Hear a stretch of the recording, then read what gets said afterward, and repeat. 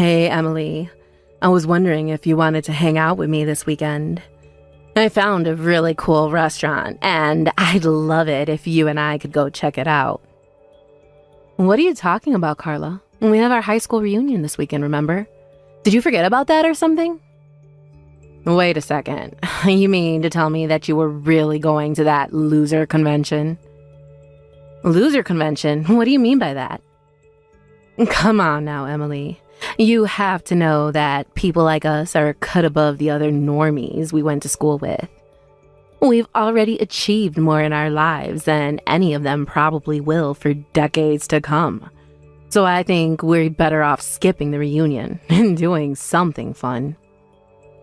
I'm sorry, but I'm still not quite sure that I'm following what you're getting at. I mean, you don't really feel that way about everyone that we've gone to school with, right? Well, it's true, isn't it? I mean, okay, maybe you and I specifically haven't done things with our lives. But we're both engaged to people who have, isn't your fiancé the general manager of the company he works for? Because my fiancé owns his company. My point is that we're better than the rest. And, we should act like it. Carla, I really don't know what to say to any of this right now. I don't get why you're having such a hard time accepting the facts when they are right there. We just did better than everyone else in school. And it shows by the fact that we're marrying the people that we are. Besides, I think who you choose to hang out with says a lot about a person. And if you're still hanging out with people from high school who've done nothing with their lives, instead of your more successful friends, then, well, it's just not good. I'm sorry, Carla, but I think the only thing that's not good around here is your attitude. I still keep in touch with plenty of people from high school, and some of them are my dear friends. So if you don't want to go to the reunion, that's fine, but I'm still going to go. You'll just have to find someone else to hang out with. You've got to be kidding me. You're not serious about this, are you? I am, and I don't think that you're a very good friend if that's really how you think of people. So please, don't try and lump me into the same camp as you. And one more thing you should know, I actually broke off my engagement with my fiancé last week. Hold on a second. You mean to tell me that you were going to marry a general manager and you broke it off? Besides, I heard that your fiancé was in line to inherit the whole company since he's the CEO's son, after all. Well, a lot happened between us, and we realized the marriage just wasn't going to work out. But I'm free next month if you want to try and hang out, just the two of us then. I can let you know what times I actually have available in a little bit. You think I would ever lower myself to hang out with you now? What is that supposed to mean? Haven't you been reading any of my messages at all? It's all about who you know and who you're seen with. And if you're not a winner like me, then I really shouldn't be wasting my time talking to a loser like you. So now, I won't be hanging out with you anytime soon. Hey, Emily, I just walked outside my door and found all kinds of cooked food on my doorstep. And it's basically all the things that I love to eat.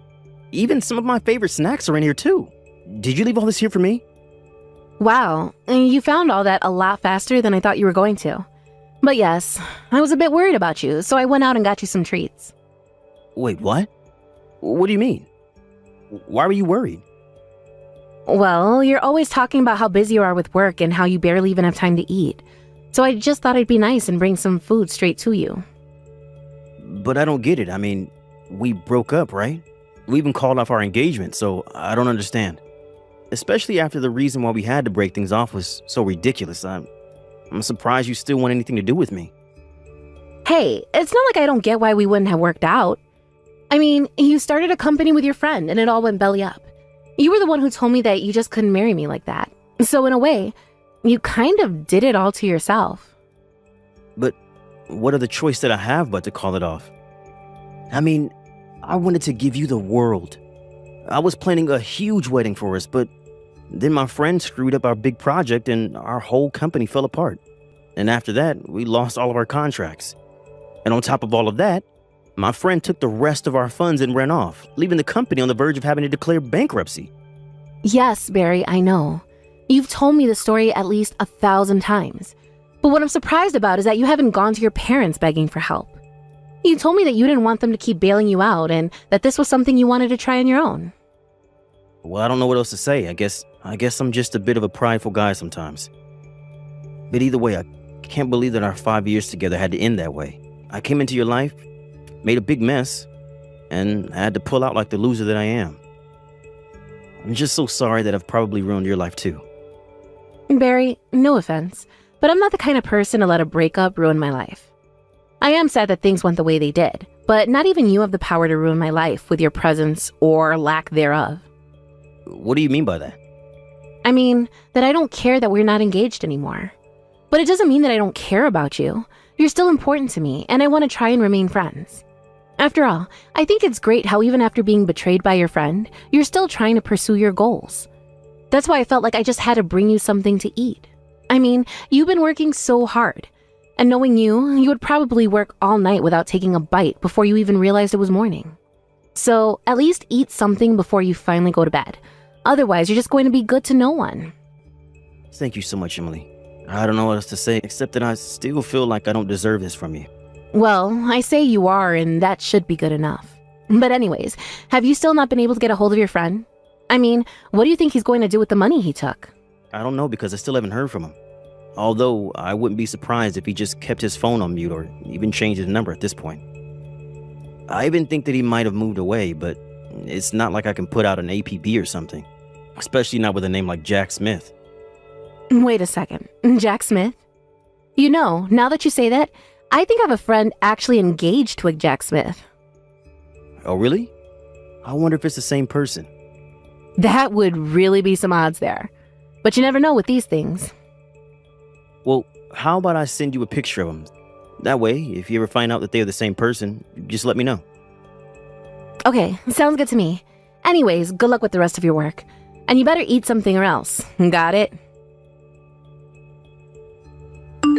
Carla, what is the matter with you? Why would you do this to me? Why would you throw all this water on me? Aw, I'm sorry. I was just trying to think of a way to make you go home, and that's all I could think of. But this is what you get for not leaving when I told you to the first time. I just had to do something to make you go away, you know? No, I don't know. And just why do I have to go home, huh? I thought you invited me to your wedding because we were friends. Why even send an invite if you're just going to tell me to go home? You're almost right there.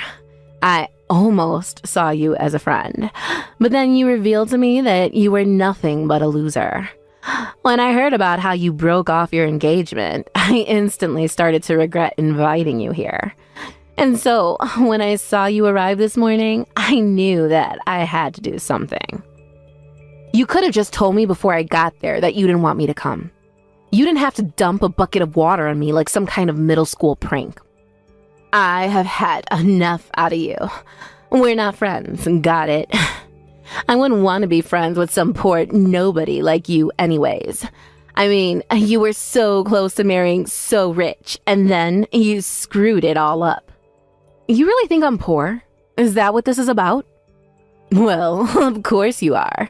But then again, there aren't many women who I don't consider too poor for me at this point. But that's all their fault for not marrying rich like I am. You know, Carla, I think that you really need to be careful about jumping to conclusions about people. And this is a whole obsession with winners and loser and rich and poor is just too much. Don't you realize how rude you're being? Shut up, you poor loser. I don't need to take this from you. You could have been my friend, maybe even my equal almost. But now it's far too late for any of that. And that's why you'll never be anywhere near my level again. What are you talking about? I'm talking about how you'll never be able to afford an amazing wedding like mine. And you'll never be able to live in the amazing condo building that I live in either. And you'll certainly never get a $30,000 wedding ring like I have. And you'll never be across your entire life as a sad, pathetic loser. I'm not like other women. I'm special. I'm the winner. I'm the best. I don't even think that I can keep talking to you like this. But if you want me to go home, then fine. I'll gladly do that. Good. Leave. Now. Nobody wants you here anyways. The only person who is going to rich and never have to work again is me. I'm the best. I'm number one. Except that you know your husband is here apologizing to me, right? What on earth are you talking about now, loser? Well, that's the thing. Your amazing winner of a husband is here on his knees begging me for forgiveness. He's still here in his tuxedo right now. I don't think I've seen a man do anything like this in a tux. It's kind of hot, actually. Literally, what are you talking about? Why would my husband be apologizing to you? Well, because you did something he feels that he needs to say sorry for. Of course, I don't see any reason why I should forgive you. Have you actually gone crazy or something? Start making sense now. I guess he's also very sorry because he ruined my engagement and ran off to get married himself. Hold on a second. I am so lost here. I mean, all I did was pour a little water on an unwanted loser. Why would my husband have to apologize to you for anything? Did he forget we're better than you? You don't get it. This is much bigger than you and your dumb prank. You see, it's your husband's fault that my engagement was called off. That's why he's here begging. But how? I still don't get it. Well, because it's his fault that my fiancé Barry and I had to call off our engagement. You see, Barry and Jack started a business together. But your new husband Jack made some pretty huge mistakes that ended up costing the company a lot. But instead of taking responsibility for them, he stole the rest of the company funds and ran off. My fiancé Barry was embarrassed and crushed that he said he wasn't worthy of me and called off the engagement. Wait just a minute. You're telling me that my husband and your fiancé started a business together? This is the first time I'm hearing about this. I didn't have too many details about what happened either, but Barry mentioned the name of his partner, and I realized it was the same as your then fiancé. I thought it might have been a coincidence, but then Barry showed me photos of them together, and I knew they were one and the same. Anyways, I confronted Jack in the changing room, and he admitted to it all, so naturally, I informed the police. But don't worry, I know that you want to have your wedding, so I told them not to show up until after the vows had been exchanged. But I guess I won't be here to see it since I'll be going home. But I hope the two of you get what you deserve. But you can't be serious, right? You really didn't do that, did you? Well, especially after you poured that water on me, Jack came running after me, begging me not to call the police. He heard about what you did to me, and that's why he's here begging on his knees for mercy. This can't be happening. Jack can't be going that to you. My husband would never. Well, I'm afraid he is. Of course, the whole situation was made much worse by the way you treated me. But anyways, the police have already been informed, so it's too late to change anything now. Oh, come on. You don't have to do this.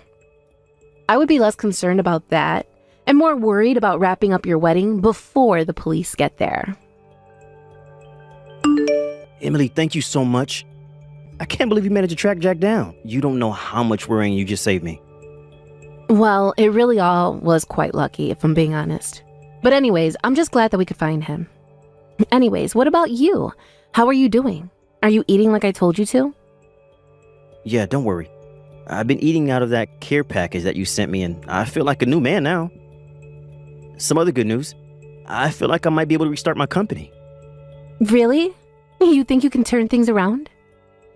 Yeah.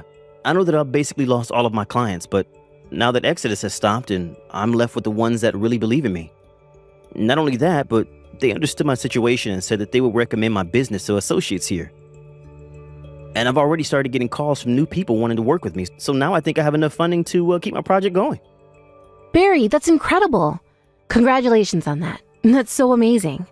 I knew that things would work out for you. It's not me. I've just learned so much about business ever since I was little from my parents. I mean, I feel lucky that I was born into the family that I was, but also because of it, it means that I understood the risks of doing business. But there's one more thing that I'm hoping to set right now, and that's you. Me? What do you mean by that? I mean that after Jack stole my money, I told you that I could marry you, but this whole experience has taught me that I really need you. And now that we caught Jack, I want to ask again, will you marry me? Because if you say yes, I promise that I'll never let you go no matter what.